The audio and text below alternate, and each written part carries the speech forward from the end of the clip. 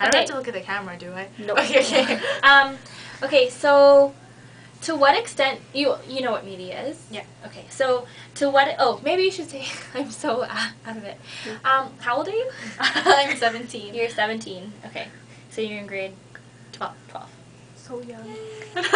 Really? Okay, so to what extent do you think media has shaped your upbringing and understanding of yourself? Well, I guess because I'm always surrounded by media and I'm always being influenced, like, I don't know, subconsciously, but I guess the culture aspects of everything always influences who I am, although I might not be aware of it. Like, I've done this kind of thing in TOK. So What's TOK? it's theory of knowledge, where it's like, Oh. how do you know things? So it's like, we talk about culture and bias, and then, of course, in media, because I guess our society is so evolved around technology, and then, I guess, advertisements, we don't really become aware of, I guess, what really influences how we think. And one of them is media. Yeah. Okay, the TOK thing. What is it? Is it just Oh, it's like, a okay. program? Yeah, it's like part of this program where you just, it's like a 7 o'clock class, Oh, and then, gosh. yeah, I know it's horrible, but you just talk about, I guess, like, you question everything. It's like, how do you know this is a chair? Where is this? Like, where did you come across this program? Oh, it's like the IB program. Oh, Yeah. okay. Yeah. I see. So it's not available to all students. It's Mhm. just okay. Cool. As soon as you said the to what extent, I'm like, oh no. Well, that's pretty much what we focus on, like, as communications majors. Yeah. Like, a huge part of it is, media. Yeah. And our project is really focusing on the construction of identity Oh. and how media plays a huge role in that, whether you realize it or not. Yeah. So, it's kind of along the lines. So, how do you sometimes feel pressured and displeased with yourself after seeing the images? Yes. Yeah, yes. Yes. Can you give examples? Well, if you look at all the advertisements, they don't really, I guess, centralize on what's normal, but what is, I guess, extraordinary. For example, like, you look at their body figure or their faces. It's always, I guess, to an extent where you feel like you'll never be able to obtain it. Mm-hmm. And I guess it's a lot of pressure on those who don't have that. Mm-hmm. And then you get, I guess, kind of, you feel a little bit excluded and alienated. Have you ever, like, made changes to improve yourself? Yes. How have you gone about doing that, if you Well, don't mind me asking? No. Well, I haven't, like, done plastic surgery. I hope not. if I did, it did not work. Oh, but Okay. I guess, like, I take the time in the morning to make sure that, like, I don't look absolutely horrible. And, like, for example, some days I would wear makeup, or then, you know, you do your hair, and then you ensure that, like, your outfit doesn't, like, not match, because I get picked on if I do.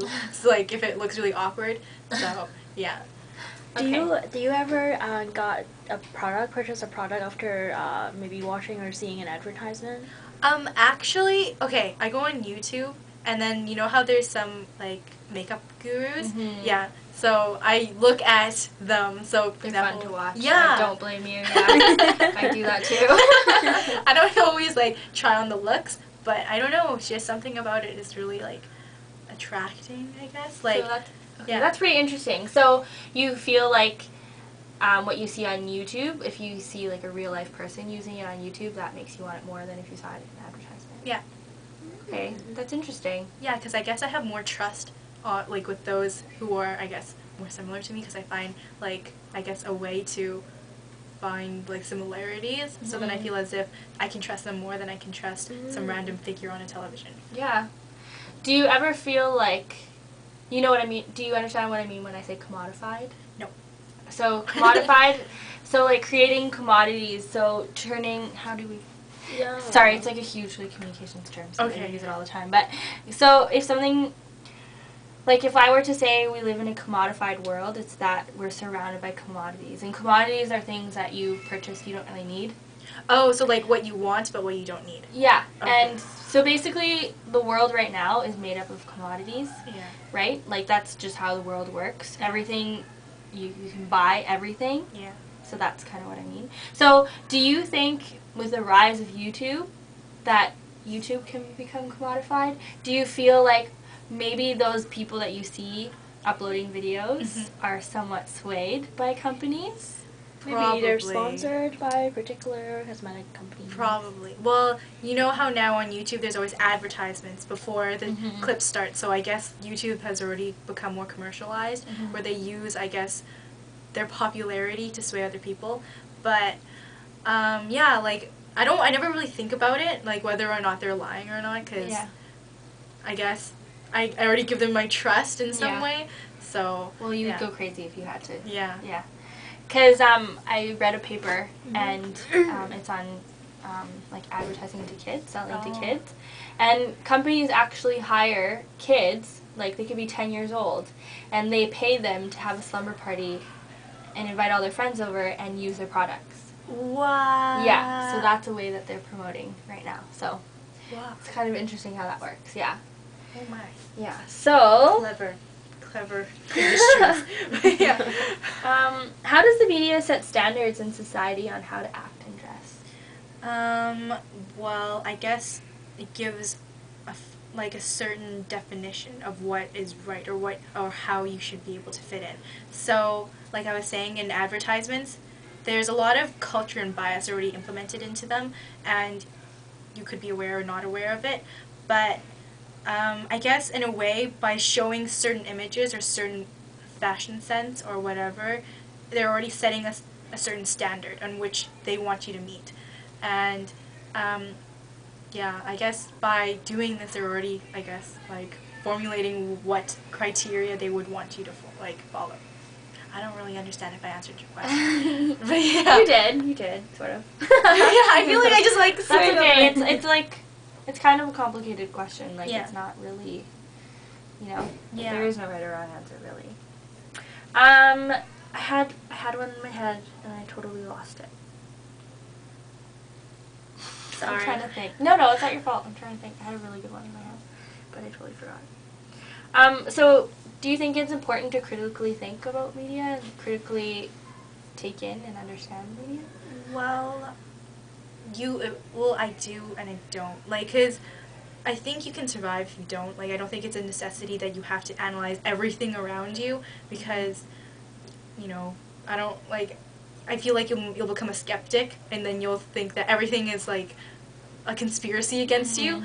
But I guess it would be really heavy on you, too, right? Because then it would be like, oh my god, I can't trust anything. Yeah, yeah. So, yeah, I do think it's really important to have trust. But I do think that you should question how much the media is, I guess, affecting you, because you never really know what they're trying to, like, send as a message.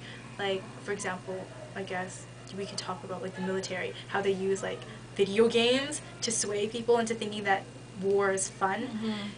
Well, you know, I don't know, like, I feel like it's demoralizing, like, the human life, but you wouldn't know that because, like, you know, when you watch movies, like, my friends would even talk about how if somebody dies, you just like, oh, whatever, but when a dog dies, you're like, no, poor doggy, right? Yeah. So you become desensitized almost to that kind of stuff. Yeah, so, yeah, I do think that it's important to, I guess, like, question what's being released into the media right now, but not to the extent where you're going to, like, question everything around you.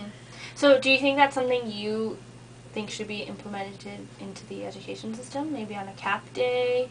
Or do you think that's something that should be there? Oh, you mean, like, just to be aware of the media? Yeah, so do you think, you know, on CAP day when you have, like, one, do you think it would be beneficial for students to have someone come in and get them to think about it? Yeah. Because if you weren't in IB, would you have been exposed to rethinking media at all? I don't think so, because I think it's because of I was in IB that I'm, like, looking at everything from a different perspective. So, like, I don't know what it's like to be in, like, normal school right now anymore, because I almost feel like I'm isolated from them in a sense. But I don't know. I don't think they really think about it because they also have so much homework, so then they don't really have that time to think about it. And then they also have to think about their own future, so why would anybody just take the time to think about something that, I guess, isn't very present in front of them, right? So, unless you have that time to think then and analyze everything. Yeah. I wouldn't do that, though. If I had free time, I would sleep. So, yeah. Okay, one last question for you. Yeah. There's no right or wrong answer. Okay.